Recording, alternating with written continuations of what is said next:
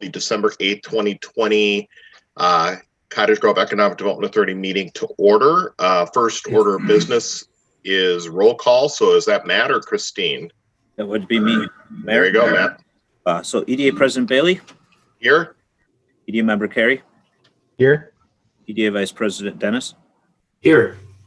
EDA Member Myers. Hello. EDA Member Pash. EDA Member Smoot.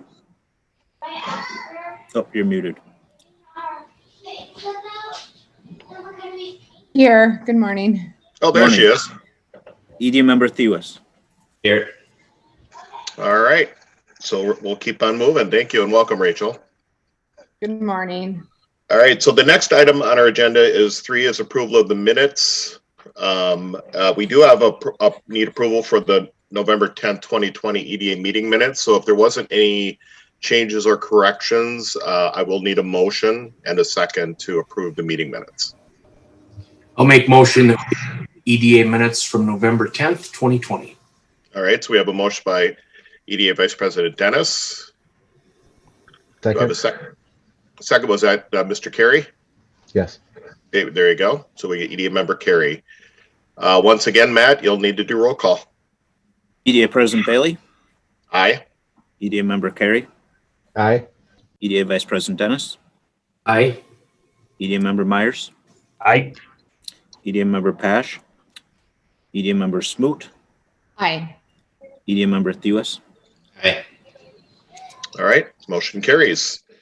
Moving right along to number 4, business items. 4.1 is the economic development update and business inquiry, and Christine Costello will take us through this one.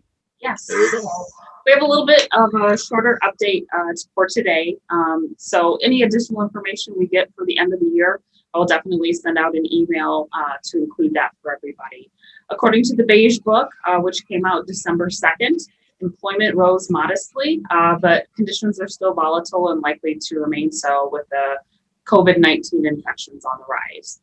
Hiring sentiment for the coming months has gotten softer. There's concerns about pandemic restrictions and those previous enhanced unemployment benefits. And we've heard that from some businesses where when employees were put on unemployment, they got the extra $600. So they were actually making more than when they were working. So it's been difficult to get employees to come back to work in some sectors.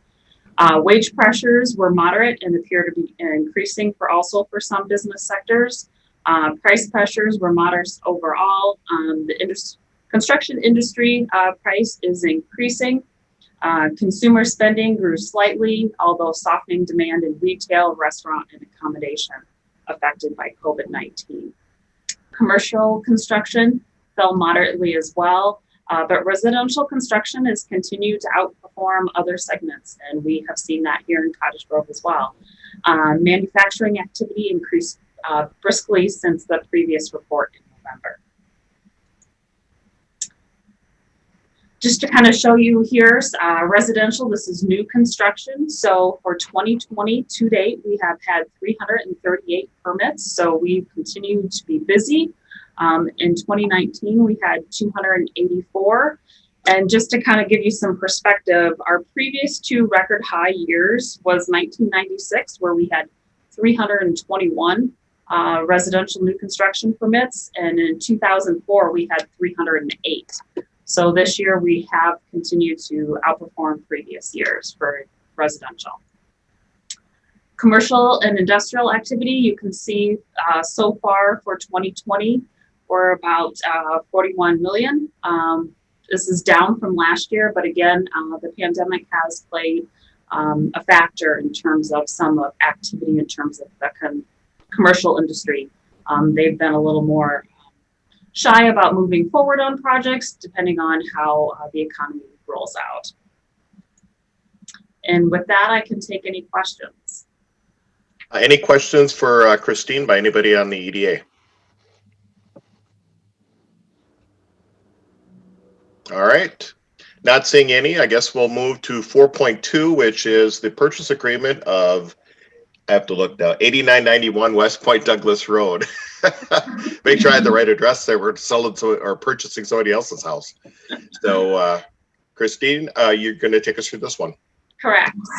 So you previously saw this project back in August. So this is a single family home. It's approximately 45,302 square feet, excluding the right of way. You can see in the image highlighted in purple, there is a large majority of the property that falls in the right of way area. It is served by private well and septic. It's currently zone B2 retail business. Our comprehensive plan does guide it for mixed use. And it has been a single family home since 1965. And one of the reasons that it's guided in our comprehensive plan for mixed use is we created a master plan for the Langdon Village area, which this property is located in. The idea is this area would have a mix of commercial, residential, and mixed use. Also, as part of this project area, the Washington County is conducting a Southwest arterial study. The purpose of that project is a roadway connection from Highway 61 to Lower Gray Cloud Island. And as part of that, they're looking to connect Innovation Road to West Point Douglas. So as part of this project area, being able to have that secondary access where West Point Douglas Road continues to Innovation. That will allow for this area really to take off in terms of development.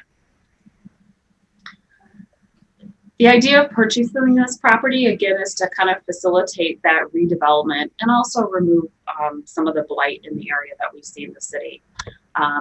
As I mentioned before, the EDA did see this along with 9165 West Point Douglas Road. So that's the former Majestic Ballroom next door. We decided to kind of let that property sit and let the private market take care of that in terms of purchase and redevelopment. At the time in August, the appraisal came in at 306. The homeowner as real estate agent listed it for 565. They did reduce it to 495. We did make an offer back in August after the EDA allowed us to move forward with an intent to purchase. At that time, the seller chose to pass. They came back to us in November interested in the EDA's offer to purchase the property. Again, if we do purchase the property, the home would be demolished and the land would be cleared for future roadway or redevelopment purposes. The EDA does already own some land behind the house that we purchased a number of years ago that would allow for a larger kind of redevelopment property. In exploring the demolition and so forth, we got quotes for demolition as well as if we need to do any environmental work outside the standard hazardous materials inside the house, meaning asbestos tiles and so forth. So we know exactly kind of what we'll be running into in terms of environmental and demolition costs. The EDA can apply for Washington County's pre-development finance fund for the demolition and environmental work. The purpose of this fund is to promote redevelopment. So they would see this as a cost as to move us forward to redevelop the area. And with that, I can take any questions and the recommendation is before you. All right, EDA member, Vice President Dennis, you had something you want to add? I do. Thank you, Mayor. Just a quick question. We had discussed the possibility of allowing our fire department a chance to do a controlled burn down there in that building, which would potentially reduce, I believe, the cost factor on this. Is there a reason why we're doing something different here?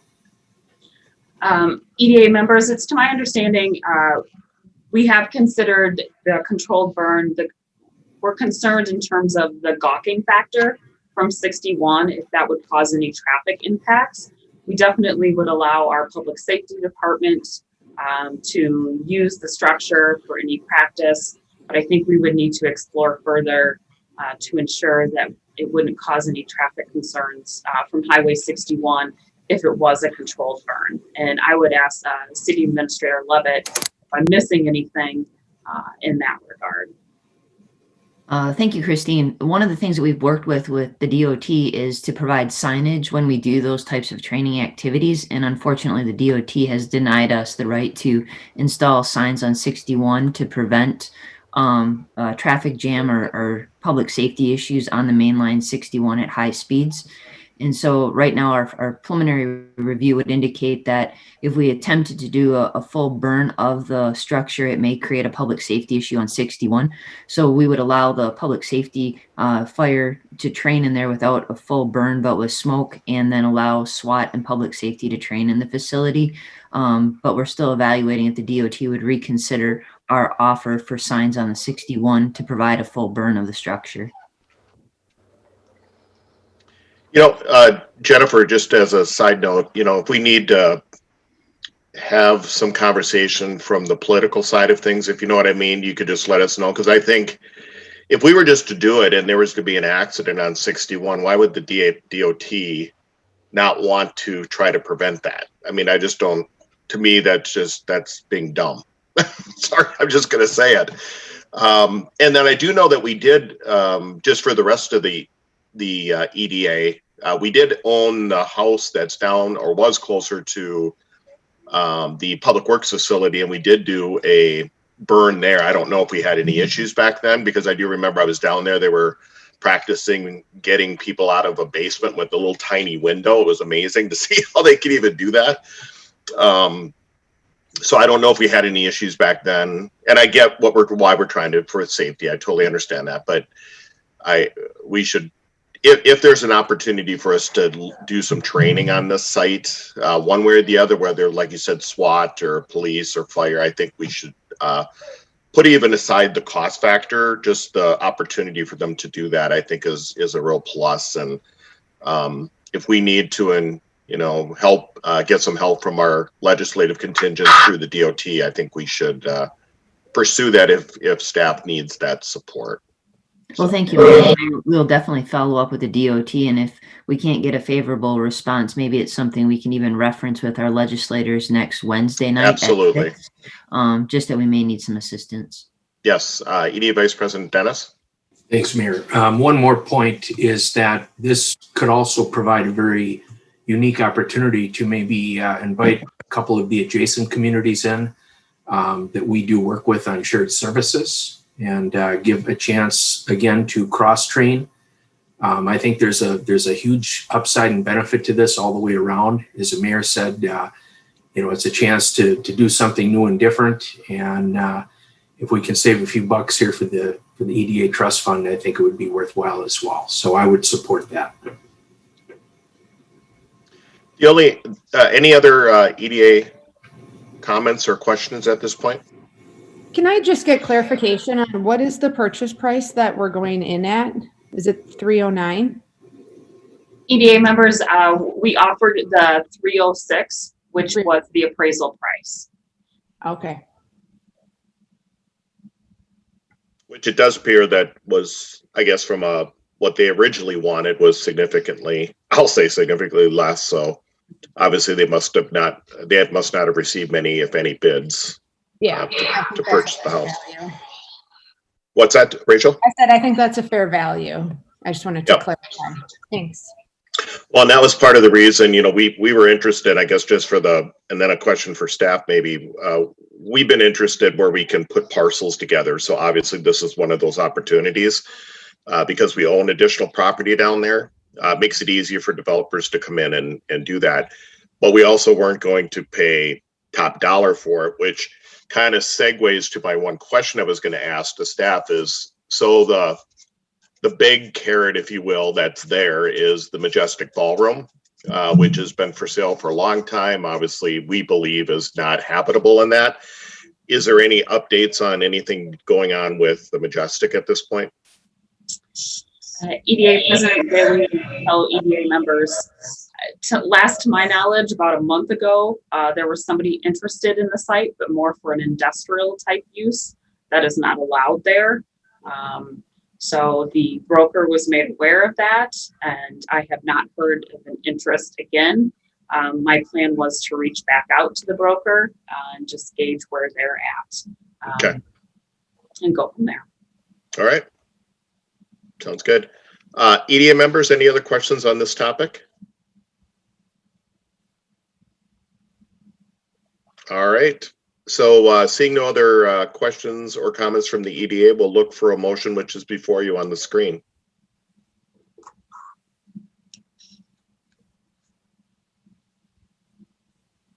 I'd like to make a motion to authorize the EDA's executive director and city administrator to execute purchase agreement with Jeffrey R. Myers and Tamara A. Myers for the purchase of 8991 West Point Douglas Road. All right, so we have a motion by EDA member Myers. Do I have a second? I'll second. Second by EDA member Smoot. Any further discussion? Okay, roll call vote. EDA President Bailey, Aye. EDA member Carey, Aye.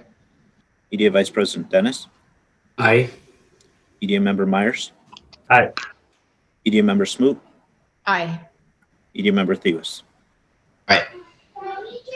All right. Motion does carry unanimously, so that's good. And I know the city council had voted on this prior just because of the timing, so we're 100% to move forward. That's good.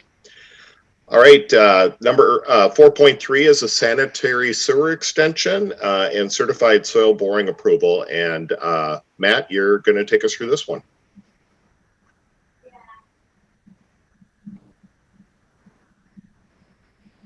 Matt, you're on mute. I was, yes. Thank you, Mayor, for pointing that out. Not me.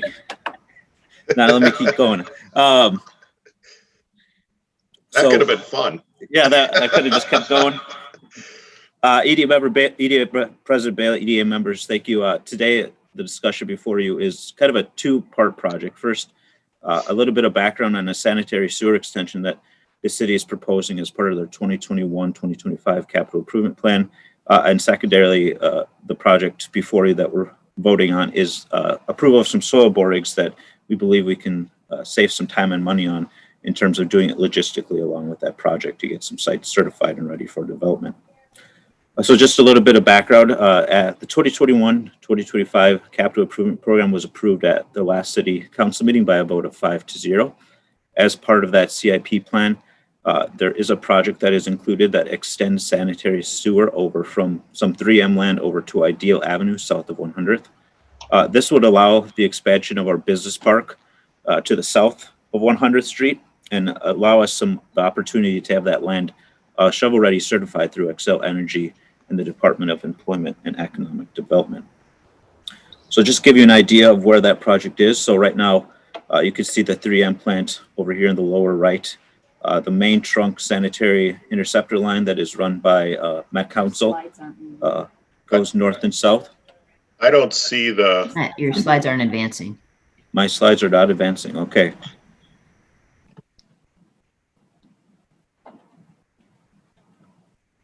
Oops. Cool.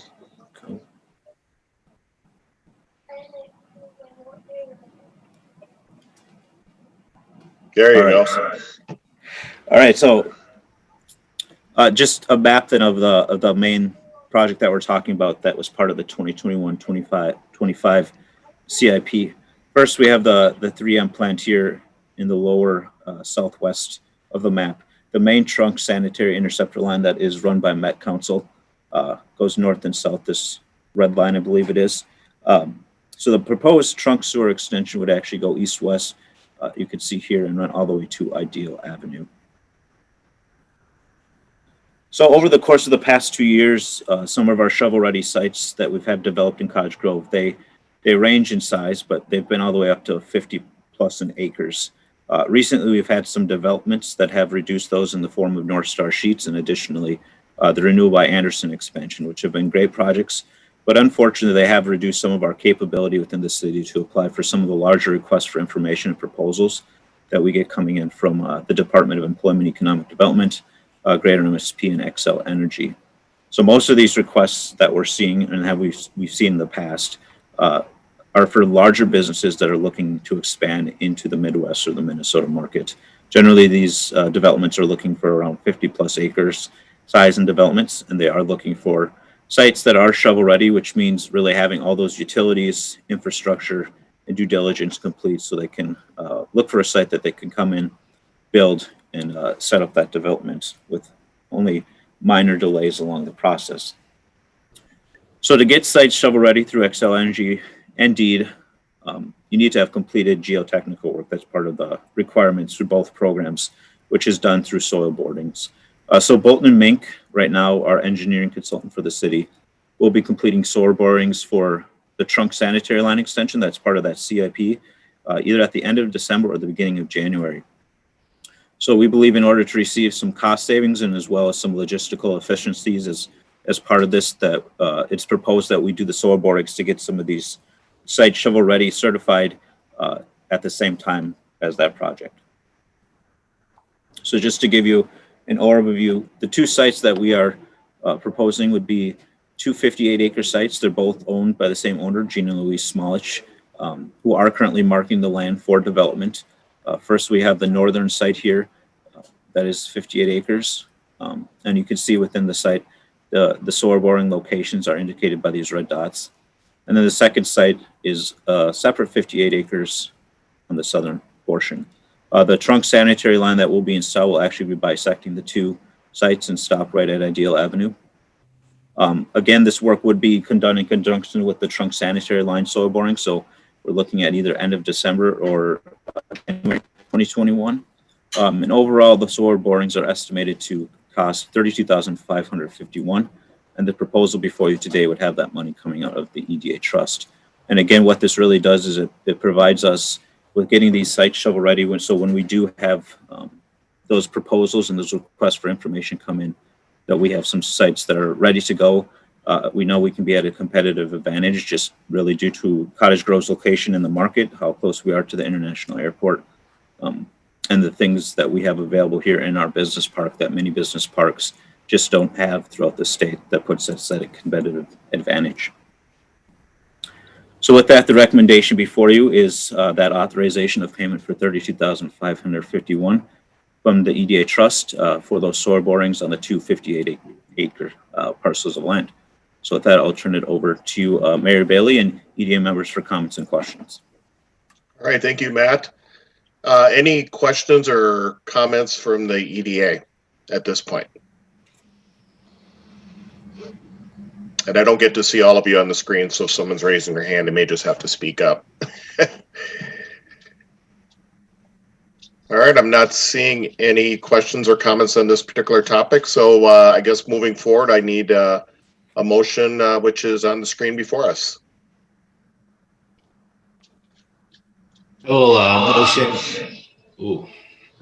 A motion to authorize the payment of $32,551 from the EDA Trust Fund to American Engineering Testing, Inc. for the completion of soil borings to have a 58-acre shovel site or site shovel ready certified for future development. All right, so we have a motion by EDA member Thews. Do I have a second? I'll second. Second by EDA member Smoot. Any further discussion? All right, seeing none. Matt, you want to do the roll? EDA President Bailey? Aye. EDA member Carey? Aye. EDA Vice President Dennis? Aye. EDA member Myers? Aye. EDA member Smoot? Aye. EDA member Thews? All right, motion carries. Thank you, everybody. All right, so next on our agenda, which we're pretty much done with, but we don't have any public hearings this morning. Other business, we do have EDA Calendar, which came before us. I will, I guess, make a quick plug that this coming Saturday evening is the virtual train, holiday train, which of course this year everything seems to be virtual, but it is obviously an important fundraiser for the Friends in Need Food Shelf. Information is both on the city's Facebook and website, as well as various members of the Holiday Train Committee. The goal is for this event, leading up to and including Saturday, is to raise $70,000 in support of the Friends in Need Food Shelf. So I just encourage everybody to, if they can, obviously spread the word, but also to provide opportunity through cash donations to the Friends in Need Food Shelf to support those that in our community or surrounding communities that need that support this time of year specifically. EDA comments. Is there any EDA comments out there? EDA member, Vice President Dennis. Thank you, Mayor. And I know it's short notice because the event is later on today, but for anyone who might be watching, Mayor, both you and I are going to join along with Senator Carla Begum and a number of other mayors and council members to talk about some of the different community services that are available to assist people in times of need. And since, we try to build our economy here through the Economic Development Authority, and knowing that this has been a difficult and challenging year for many people, I think it's an appropriate fit just to mention that this would be something that if there are folks that are having challenging times, maybe looking for ways that they can partake of some needed services or assistance, that this would be a great opportunity to tune in for. And this will be a Facebook Live event. I don't think it's going to be broadcast through the city channel at all, but I think for us as elected officials, anyone who's connected with us should be able to find that on our respective Facebook pages. Thank you. Thank you, EDA Vice President Dennis. Yep. Thank you for adding that because that is going on this evening. Kind of segues with what we're talking about with Friends in Need Food Shelf, because that'll be one of them that's obviously being promoted this evening, along with various other agencies like the Youth Service Bureau and such. Yeah, and that'll be at 7 o'clock tonight. 7 p.m. Yep. All right. Any other EDA comments? I would like just to add one comment. Mayor Bailey and Councilmember Dennis, along with the rest of the council, has extended commission terms. Oh, yeah. So I wanted to let the EDA know that your commission is extended for a year. We're just going to pretend like 2020 didn't happen in some respects. So if you're kindly willing to stay on, we'd love to have you. And I'll send out everybody's revised commission terms, but we're going to extend by a year for everybody. So look forward to everybody staying on if they can. Thank you. Thank you, by the way, Christina, for bringing that. See, things keep happening and we just keep forgetting to add all these extras. So it's been one of those years, as we all know. So any other EDA comments? All right, 6.3 is response to previous EDA comments. I don't believe there were any. And we do not have a workshop this morning. So I'll look for a motion to adjourn. Motion to adjourn. We have a motion by EDA Vice President Dennis. Do I have a second? Second. Second by EDA Member Carey. Matt, do you want to do the roll to be official? EDA President Bailey. Aye. EDA Member Carey. Aye. EDA Vice President Dennis.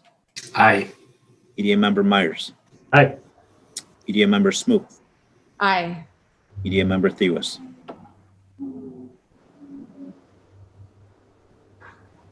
I didn't hear him. Yeah, I didn't hear EDA Member Thewas, sorry. I'm not sure if he has it on mute. It doesn't look like he's responding. All right. Well, we're going to take it as that. So to all of you out there, thank you for hanging in there through the COVID year as we're adjourning for 2020. Thank you for supporting the city of Cottage Grove. And again, happy holidays, everybody. And we'll look forward to a great 2021. So thanks, everybody. Happy holidays. Bye-bye. Thanks, you too.